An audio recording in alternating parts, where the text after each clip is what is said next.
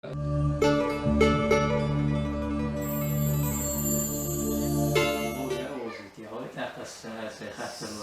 Ilinovke, Ашвагар по Бакую, Ильяс Хайрулаевич, 63 год рождения, Текон, Хиду.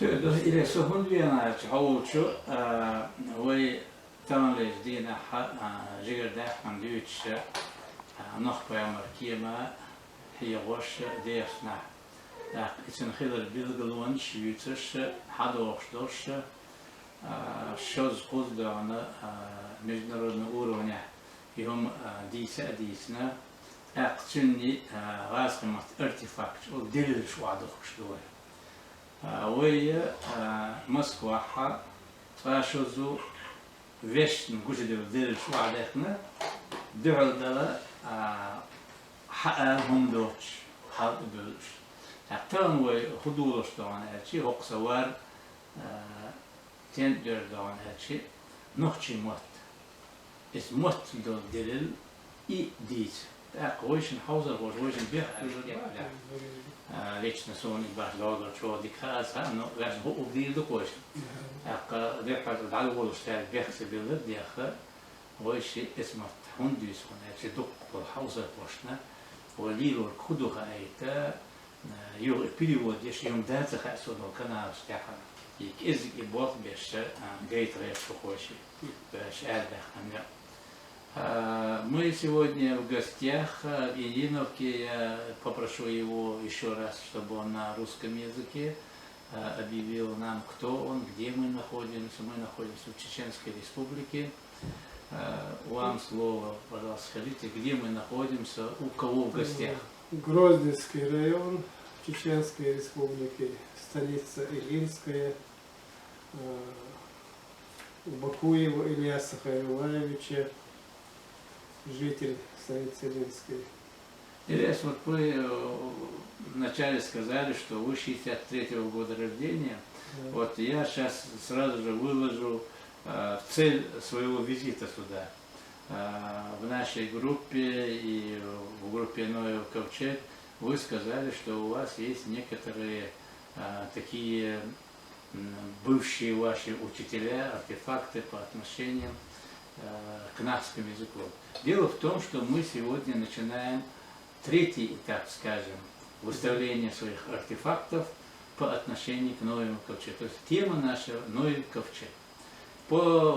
При подготовке к международной конференции, которая у меня пройдет тоже в Москве, в Международном университете профессиональных инноваций, МУПИ, где я, значит, основную тему выставляю уже со стороны лингвистики.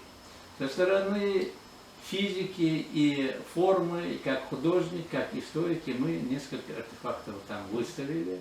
Там, значит, в этом же университете нам дали помещение, у нас, значит, музей там, о Новом Ковчеге, где выставлены наши артефакты, то есть окаменелости, чернозем, те называемые Маратом железные образования, которые называют гвоздями. Я как художник тоже выставил, значит, свое мнение, то есть я выставил рабочие съемки, сделанные на месте. Почему они рабочие съемки? Потому что они сделаны на ходу, на бегу. Это в научном мире в основном признают такие съемки, а вот с фотошопом подготовленные, профессиональные, ну, с подозрениями не относятся к этому. То есть я выставил рабочие съемки, выставил, значит, в том плане, показав форму объекта, показав, значит, какие крепления мы находим. Вот упорстве Марата Макажу. Почему я говорю упорстве? Да потому что он, когда, значит, копал вовнутрь, якобы хотя зайти в помещение, я был в самом начале противником того, чтобы они копали, но тем не менее, вот из-за его упорства появились такие артефакты, неумолимые, скажем, внутри этого объекта, что некоторые ученые, многие, не могут нам ответить. Я им задаю только вопросы. Я вижу камни, а крепление деревянное. Это внутри, это не сочиненное, все делаются съемки, все то, что находится сразу на месте же делаются вот эти колхозные съемки, но они более правдоподобны, чем профессиональные съемки. Вот после выставления вот таких артефактов, конечно, научный мир думает, и никто против нас, значит, ничего не может выставить, хотя многие выставили свои ковчеги, даже Дагестан уже выставляет свой ковчег, представьте себе. И вот, значит, вот третья конференция международная, там, значит, я это основан на лингвистике. Какие лингвистические у нас доказательства у народа Нохча? Я считаю, что это наш язык, великий подарок Всевышним, сделанный нашему народу, что мы сохранили язык Ноя. И вот, исходя из этого вопроса, вы сказали, что у вас был учитель, что он занимался этим языком. Вот мой вопрос, кто он, чем он занимался.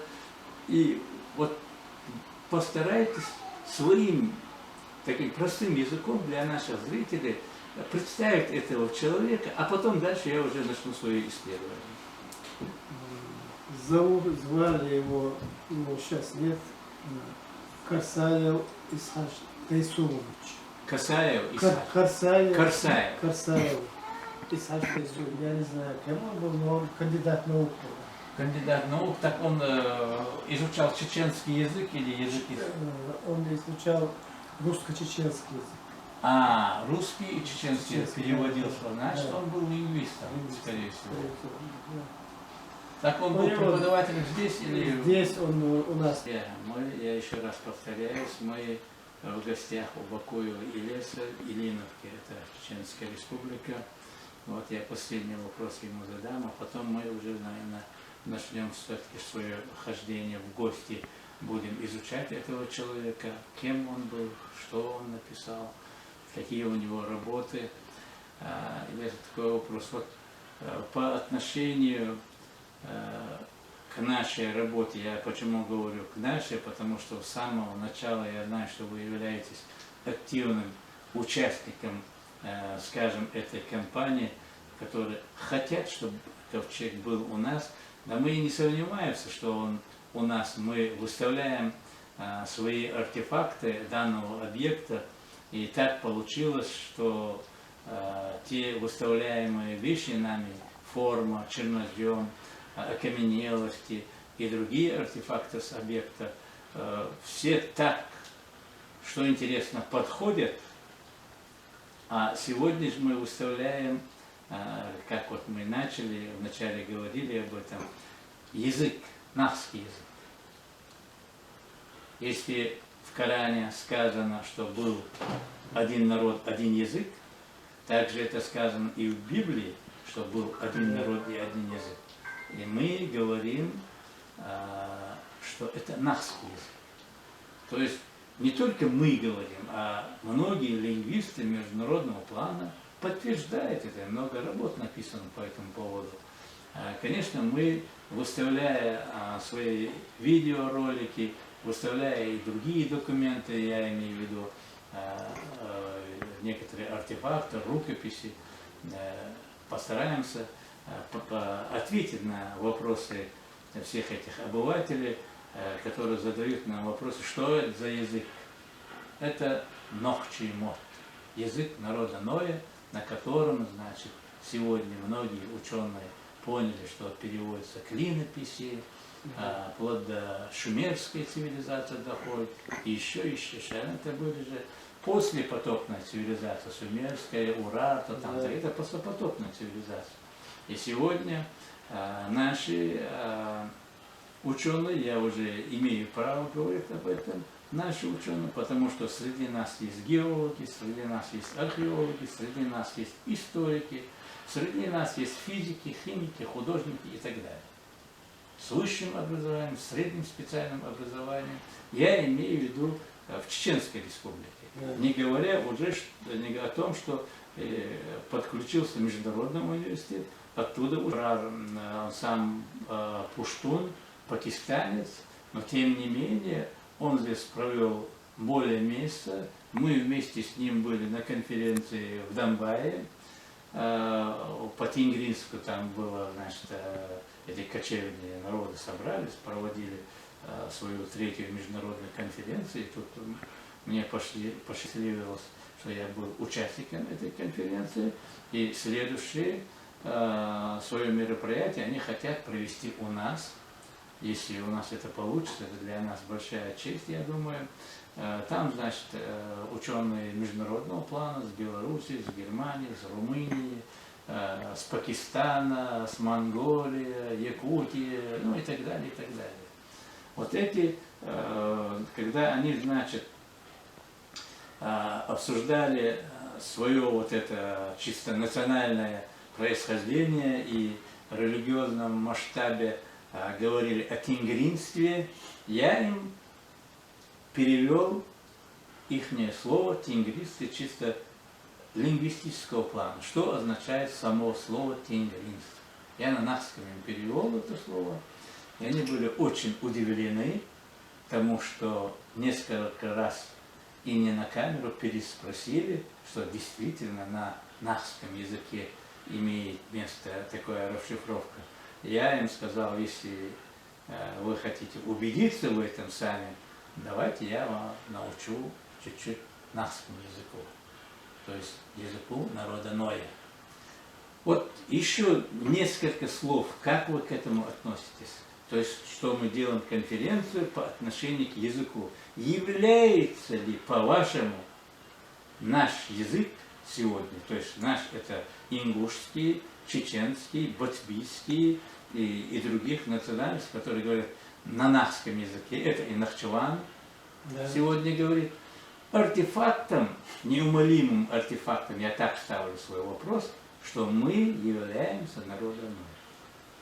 Ну, я, конечно, не могу то, что мы являемся потомками Ноя, потому что много раз я слышал от отца. У меня отец был очень пожилой человек, 1891 года, с 18 века, можно сказать. И он рассказывал вот эти вещи, он мне, когда я был маленьким, рассказывал. Все это написано и в Коране, и он полностью знал полностью перевод Корана, и рассказывал, что вот то, что ты сейчас мне рассказываешь, полностью я это все в детстве слышал от отца. То есть вы являетесь живым свидетелем того, что наши предки говорили об этом, да?